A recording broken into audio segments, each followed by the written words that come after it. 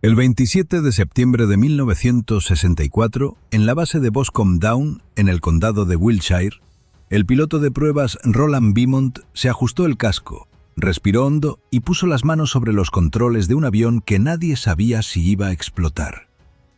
Las semanas anteriores, dos motores Bristol Siddeley Olympus habían reventado durante las pruebas en tierra.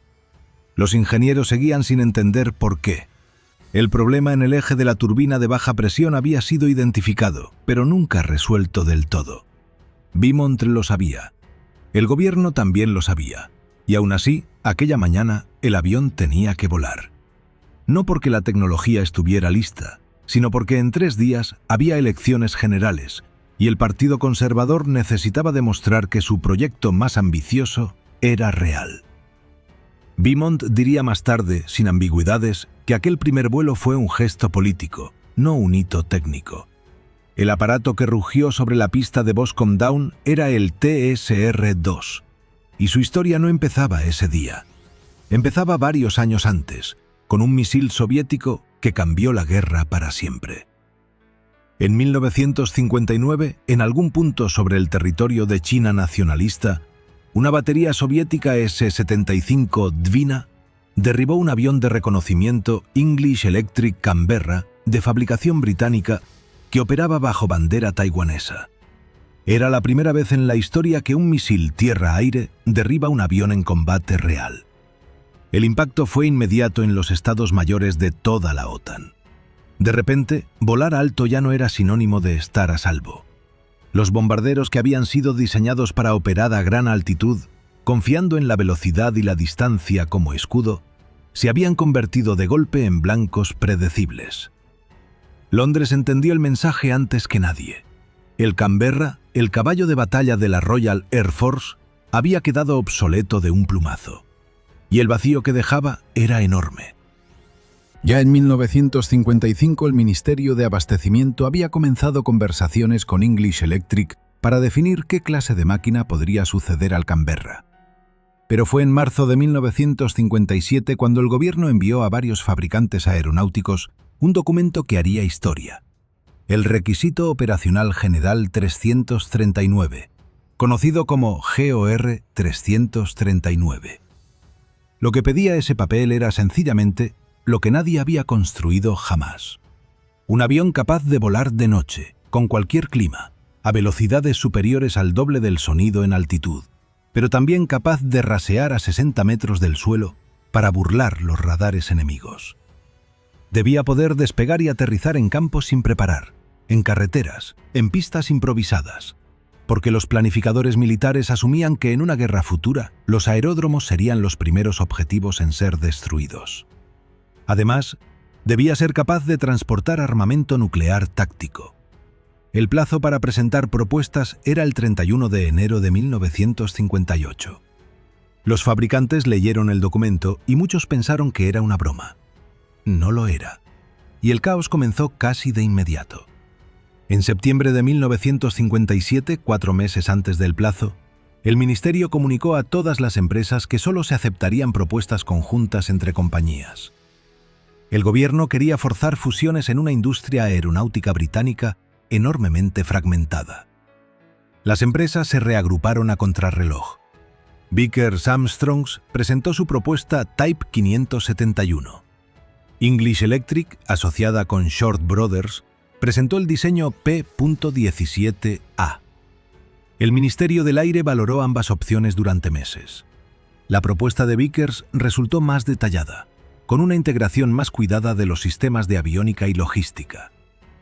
La de English Electric era técnicamente prometedora, pero menos desarrollada en los aspectos operativos. La decisión fue salomónica y políticamente calculada. El contrato iría a Vickers-Armstrong, pero English Electric participaría como subcontratista principal. El primero construiría la parte delantera del avión, el segundo, la trasera. 2 empresas rivales construyendo un solo avión por la mitad cada una. Era una solución que solo podía ocurrírsele a un comité. El proyecto fue presentado públicamente bajo el nombre Technical Strike Reconnaissance Match 2, o simplemente TSR-2. El 1 de enero de 1959, el documento OR 343 formalizó los nuevos requisitos. Mach 2 en altitud, vuelo sostenido por debajo de 60 metros sobre el terreno, capacidad nuclear confirmada. Lo que nadie dijo en voz alta ese día era que ya existían fuerzas poderosas que querían ver el proyecto muerto antes de que despegara. Y vendrían desde dentro del propio gobierno británico. Mientras los ingenieros de Vickers, Armstrongs y English Electric comenzaban a trazar los primeros planos del TSR-2, en los pasillos del Ministerio de Defensa se libraba una guerra paralela que tenía poco que ver con la aeronáutica y mucho con el poder institucional. La Royal Navy no estaba dispuesta a ver cómo la Royal Air Force recibía un programa de miles de millones de libras sin plantar batalla. Y su arma en ese conflicto no era un avión, sino un hombre, Louis Mountbatten, primer Lord del Mar, primo del príncipe Felipe, héroe de guerra condecorado y uno de los personajes más influyentes de toda la élite militar y política británica. Mountbatten tenía su propio proyecto favorito, el Blackburn Buccaneer, un avión de ataque subsónico de baja altitud diseñado para operar sobre el mar. El Buccaneer había nacido del programa naval NA-39A y era técnicamente una máquina competente dentro de sus limitaciones. Pero era subsónico, carecía de capacidad nuclear táctica real para las misiones continentales y no podía cumplir ni remotamente los requisitos del GOR 339. Nada de eso importaba en la batalla política. Mountbatten utilizó toda su influencia para presentar el Buccaneer como una alternativa viable al TSR-2, argumentando que satisfacía necesidades similares a un coste muy inferior. Llegó incluso a proponer formalmente que la Royal Navy cumpliría algunos de los requisitos del GOR 339 con su propio avión, a cambio de que la Royal Air Force abandonara su proyecto. Era un farol mayúsculo. Los oficiales de la RAF lo sabían, pero debían fingir que consideraban la oferta seriamente para no provocar una crisis institucional abierta. Durante meses, los representantes de la Fuerza Aérea disimularon su rechazo absoluto mientras continuaban trabajando en el TSR-2 a puerta cerrada. La tensión entre las dos ramas de las Fuerzas Armadas no era un secreto bien guardado.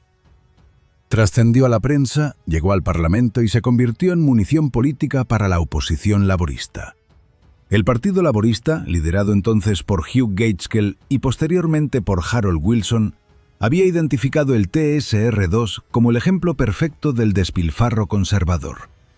Un proyecto faraónico, sin fecha de entrega clara, con costes que no dejaban de crecer y rodeado de disputas interminables entre ministerios. Cada retraso, cada problema técnico, cada filtración sobre los presupuestos disparados era utilizado en los debates parlamentarios para atacar al gobierno de Macmillan y después al de Douglas Home. El avión que debía simbolizar el poder tecnológico británico se había convertido en un blanco político perfecto. La situación se complicó aún más con la publicación del Libro Blanco de Defensa de 1957, firmado por el ministro Duncan Sandys. El documento sostenía que los misiles balísticos serían el arma decisiva de las guerras futuras y que los aviones tripulados de combate estaban abocados a la obsolescencia. Era una afirmación que el tiempo demostraría completamente errónea, como probarían los conflictos en Corea, Vietnam y Oriente Medio, donde la aviación tripulada siguió siendo decisiva durante décadas. Pero en 1957, el argumento caló hondo en los círculos políticos y presupuestarios. Si los misiles iban a reemplazar a los aviones, ¿para qué gastar fortunas en un bombardero supersónico que quizás nunca se necesitaría? Bajo esa presión combinada, el gobierno intentó al menos racionalizar la industria aeronáutica. En 1960, Vickers Armstrongs, English Electric, Bristol Aeroplane Company y Hunting Aircraft fueron fusionadas en una sola entidad, la British Aircraft Corporation. No fue una fusión voluntaria nacida de la lógica empresarial, sino una imposición gubernamental para reducir la fragmentación del sector y concentrar los contratos en menos manos. El contrato del TSR-2 recayó sobre este nuevo consorcio, que heredó todos los conflictos, inercias y culturas corporativas distintas de las empresas que lo componían. La parte delantera del fuselaje seguía siendo territorio de lo que había sido Vickers, la parte trasera de lo que había sido English Electric. Dos filosofías de ingeniería distintas, dos jerarquías técnicas distintas, ahora obligadas a construir juntas un avión que ninguna había concebido de forma completa. El resultado fue predecible. Los primeros armazones de desarrollo, 9 en total, se construyeron sin prototipos previos, una decisión que buscaba acelerar los plazos, pero que generó problemas de estandarización graves. Cada armazón era ligeramente distinto del siguiente. Los estándares de producción variaban entre instalaciones. Cuando llegó el momento de integrar los sistemas de aviónica más avanzados, que incluían radares de exploración frontal y lateral que no existían en ningún otro avión del mundo, nadie tenía un manual de referencia porque esos sistemas nunca habían sido construidos antes. El TSR-2 no era solo un avión difícil de fabricar. Era un avión que exigía inventar simultáneamente la tecnología necesaria para construirlo. Y el reloj del presupuesto no dejaba de correr. El TSR-2 debía cargar con una responsabilidad que ningún avión británico había asumido antes con tanta precisión técnica. Entregar armamento nuclear táctico en territorio soviético, volando tan bajo que los radares enemigos no tuvieran tiempo de reaccionar. Para cumplir esa misión, el avión necesitaba una bomba adecuada. Al principio, los planificadores militares asumieron que el TSR-2 transportaría la Red Bear, la bomba nuclear táctica que ya estaba en servicio en la Royal Air Force. Pero los cálculos revelaron un problema que nadie había anticipado. La Red Bear no podía colgarse en el exterior del avión cuando éste volaba a velocidades supersónicas. Las fuerzas aerodinámicas y el calor generado por la fricción hacían imposible el transporte externo a esas velocidades. Llevarla internamente tampoco era una solución sencilla, dado el tamaño y la geometría de la bomba existente. El problema obligó a redefinir completamente el armamento nuclear del programa. En julio de 1962, una resolución ministerial añadió una restricción adicional que complicó aún más el diseño. Todas las armas nucleares tácticas británicas debían tener un rendimiento máximo de 10 kilotones. La Royal Air Force quería flexibilidad, una bomba que pudiera adaptarse para producir mayor potencia si las circunstancias estratégicas lo exigían en el futuro. La solución fue la WE.177A, una nueva arma nuclear táctica diseñada específicamente para las limitaciones del programa. El TSR-2 debía ser capaz de transportar 4 unidades de esta bomba, 2 alojadas en el compartimento interno del fuselaje y 2 colgadas bajo las alas. Toda la estructura de la bodega de armamento tuvo que ser rediseñada para acomodar esta configuración, lo que añadió meses de trabajo y costes adicionales a un programa que ya acumulaba retrasos. Pero el armamento era solo una de las complejidades del avión. Lo que verdaderamente separaba al TSR-2 de cualquier otra máquina de su época era su sistema de aviónica. El avión incorporaba un radar de exploración frontal y un radar de exploración lateral para fijación de posición navegacional, tecnologías que no existían en ningún otro avión operativo del mundo en ese momento y que no se convertirían en estándar de la aviación militar hasta años después. El sistema de piloto automático era considerado el más avanzado de su categoría, diseñado para permitir vuelo sostenido a baja altitud con mínima intervención del piloto, reduciendo la carga de trabajo en fases críticas de la misión. En la práctica esto significaba que el TSR-2 podía, en teoría, volar a 60 metros del suelo en la oscuridad total, guiado por sus propios sistemas, penetrando defensas enemigas sin que la tripulación tuviera que tomar decisiones constantes de navegación. Era una capacidad que ningún otro avión de la época podía siquiera aproximarse a ofrecer. Todo ese conjunto tecnológico tenía un precio devastador para el presupuesto. Cada componente del sistema de aviónica era, en sí mismo, un proyecto de desarrollo independiente. Los radares debían ser construidos desde cero. El sistema de navegación inercial requería precisión que la industria británica nunca había necesitado alcanzar antes. Los controles de vuelo fly-by-wire, que eliminaban la conexión mecánica directa entre los mandos del piloto y las superficies de vuelo, eran experimentales. Cuando todos estos sistemas debían integrarse en un fuselaje cuya mitad delantera y trasera habían sido diseñadas por equipos distintos, los problemas de compatibilidad se multiplicaban de forma exponencial. Los motores Bristol Siddeley y Olympus, derivados de los mismos motores que impulsaban el bombardero Avro Vulcan, fueron adaptados con poscombustión para proporcionar el empuje necesario para el vuelo supersónico sostenido. Sobre el papel garantizaban una velocidad de Mach 2,2 entre 11.000 y 15.000 metros de altitud. En la práctica, los motores demostraron ser la fuente de los problemas más graves del programa. En febrero de 1964, durante una prueba en Banco, uno de los Olympus explotó. Los técnicos trabajaron semanas para determinar la causa. Poco después, un segundo motor falló de forma similar. El origen fue finalmente localizado en el eje de la turbina de baja presión, que sufría tensiones que los diseños originales no habían previsto correctamente. Sin embargo, y esto es fundamental, el problema nunca fue resuelto de manera definitiva antes del primer vuelo. Los motores del TSR-2 seguían siendo impredecibles cuando el avión fue autorizado a despegar. A ello se sumaban los fallos en el tren de aterrizaje, que presentaba problemas de retracción durante las pruebas en tierra. Los sistemas hidráulicos que debían recoger el tren después del despegue no respondían con la fiabilidad requerida. Los ingenieros sabían que este problema persistiría en los primeros vuelos. Aún así, el gobierno exigió que el primer vuelo tuviera lugar antes de las elecciones generales de octubre de 1964. El Partido Conservador necesitaba un titular positivo. La British Aircraft Corporation necesitaba demostrar que el dinero invertido había producido algo real y volador. Y Roland Beaumont necesitaba subirse a una máquina con motores que explotaban y trenes de aterrizaje que fallaban, sabiendo que si algo salía mal a baja altitud, no habría tiempo para reaccionar. El vuelo del 27 de septiembre de 1964 duró apenas 16 minutos. Beaumont mantuvo el tren de aterrizaje extendido durante toda la maniobra porque, tal como los ingenieros habían advertido, el sistema de retracción no funcionó.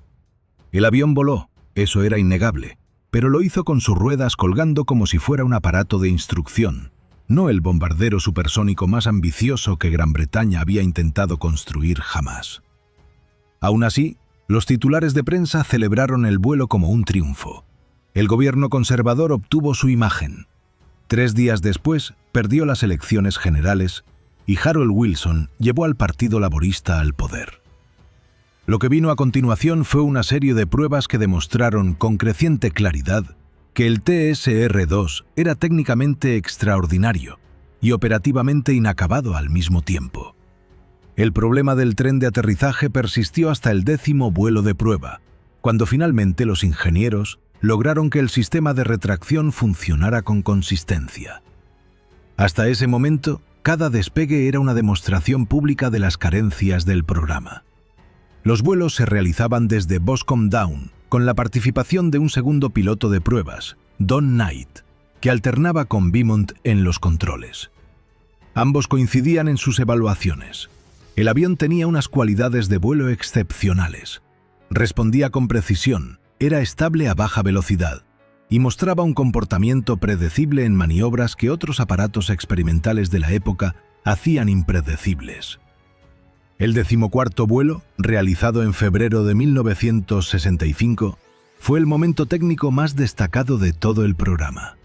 El TSR-2 superó la barrera del sonido por primera vez, alcanzando Mach 1. Era una demostración real de que la configuración aerodinámica funcionaba, que los motores Olympus podían entregar el empuje necesario para el vuelo supersónico y que la célula resistía las cargas estructurales del tránsito transónico. Para los ingenieros de la British Aircraft Corporation que presenciaron ese vuelo, fue una confirmación de que el avión era viable. Para el gobierno laborista que llevaba meses en el poder, fue simplemente un dato más en una hoja de cálculo que no cuadraba. Porque mientras los pilotos acumulaban horas de vuelo y los ingenieros resolvían problemas uno a uno, en Londres se desarrollaba una negociación paralela que ningún funcionario admitía públicamente. El gobierno de Wilson había comenzado a explorar la posibilidad de adquirir el General Dynamics F-111, el bombardero de ala variable que Estados Unidos estaba desarrollando para la Fuerza Aérea Norteamericana. La lógica oficial era puramente económica. El TSR-2 había disparado sus costes de desarrollo muy por encima de las estimaciones iniciales, y el presupuesto de defensa británico no podía absorber esa escalada indefinidamente. Comprar un avión americano ya desarrollado parecía, sobre el papel, una solución más barata. Cuando la posibilidad de adquirir el F-111 trascendió a los medios de comunicación, la reacción en las instalaciones de la British Aircraft Corporation fue inmediata y furiosa. Los trabajadores de las plantas de Weybridge y Preston convocaron huelgas. Miles de empleados que llevaban años construyendo el TSR-2 con la convicción de que estaban creando el avión más avanzado del mundo, veían cómo el gobierno consideraba descartarlo en favor de un producto americano. El ministro de Aviación, Roy Jenkins, compareció ante el Parlamento y negó categóricamente que existiera ninguna intención de cancelar el programa o de sustituirlo por el F-111. Era una mentira deliberada y documentada. Las negociaciones con Washington continuaron sin pausa mientras Jenkins hablaba de continuidad ante los diputados. Lo que hacía la situación especialmente irónica era que varios ingenieros de la British Aircraft Corporation, con acceso a información técnica comparativa, sostenían que el TSR-2 era superior al F-111 en aspectos críticos. El avión británico ofrecía mayor precisión en vuelo a baja altitud, un sistema de navegación más sofisticado y una firma radar inferior. El F-111, que aún no había completado su propio programa de pruebas, arrastraba problemas estructurales en las uniones del ala variable que tardarían años en resolverse. Hubo incluso quien señaló que, sobre el papel, el TSR-2 aventajaba en varios años a cualquier desarrollo americano equivalente. Pero esos argumentos técnicos no llegaban a las reuniones donde se tomaban las decisiones reales. Al finalizar el programa de pruebas, el TSR-2 había completado exactamente 24 vuelos.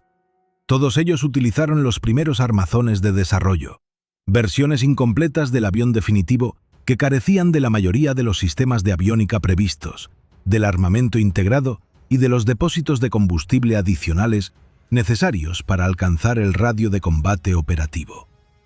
Ninguno de los 24 vuelos se realizó con el avión en configuración completa.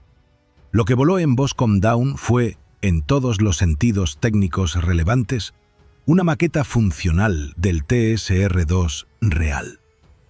Y ese avión real nunca llegó a existir. El 1 de abril de 1965, el canciller del Exchequer, James Callaghan, se levantó en la Cámara de los Comunes y anunció la cancelación inmediata del programa TSR-2.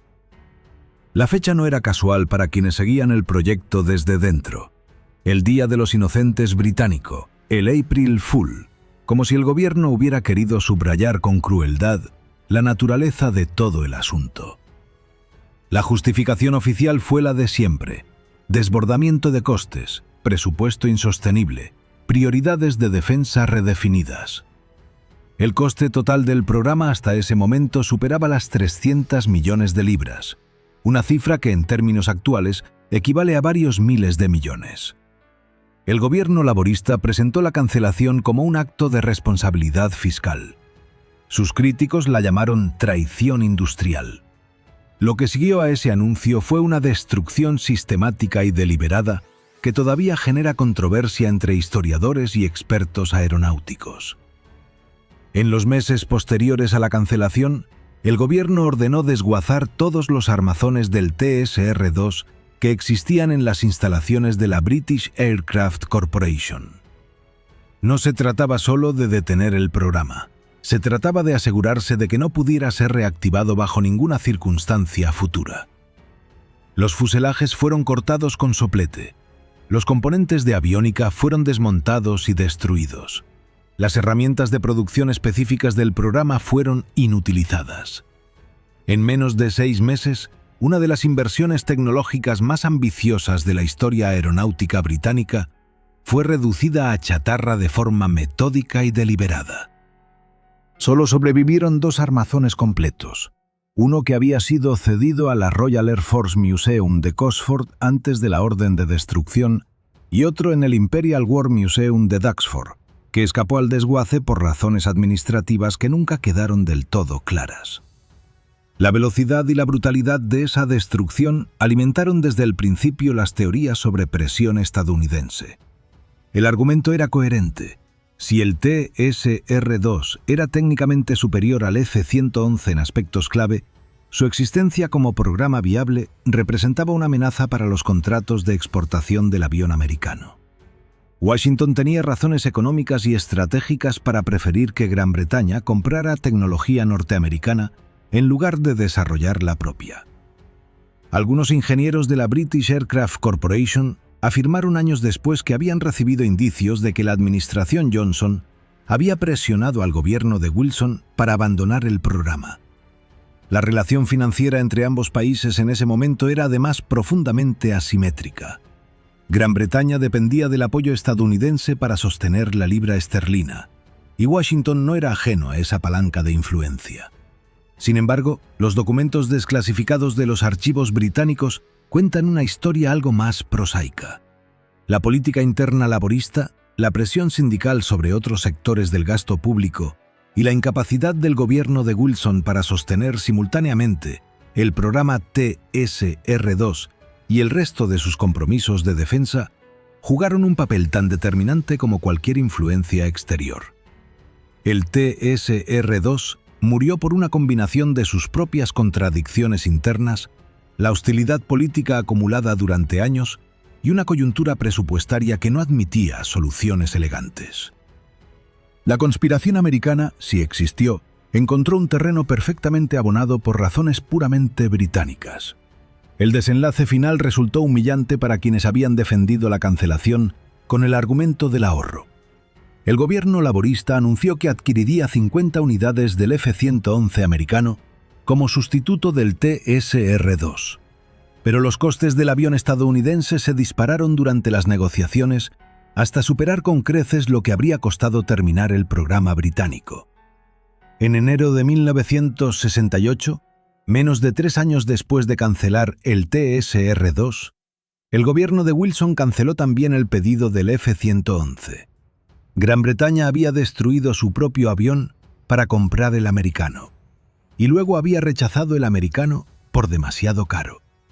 El resultado neto fue quedar sin ninguno de los dos, habiendo gastado el dinero de ambos. La Royal Air Force operó durante los años siguientes con el Blackburn Buccaneer, el avión subsónico que Lord Mountbatten había defendido como alternativa suficiente, y con versiones del Phantom americano adquiridas bajo licencia. No fue hasta 1980 cuando Gran Bretaña volvió a disponer de un bombardero supersónico de capacidades comparables, el Panavia Tornado, desarrollado en consorcio con Italia y Alemania tras 15 años de vacío estratégico. 15 años en los que la Royal Air Force operó con tecnología inferior a la que sus propios ingenieros habían estado a punto de entregar. El TSR-2 no fue cancelado porque fracasara. Fue cancelado porque resultaba incómodo para demasiadas personas con demasiado poder. Y esa es la clase de final que no aparece en los manuales de historia militar, pero que define con más precisión que cualquier batalla cómo se pierde realmente una guerra tecnológica. Si esta historia te ha resultado tan impactante como a nosotros, dale a me gusta ahora mismo, deja tu opinión en los comentarios y suscríbete al canal para no perderte los próximos episodios. Hay muchas más historias como esta esperando ser contadas.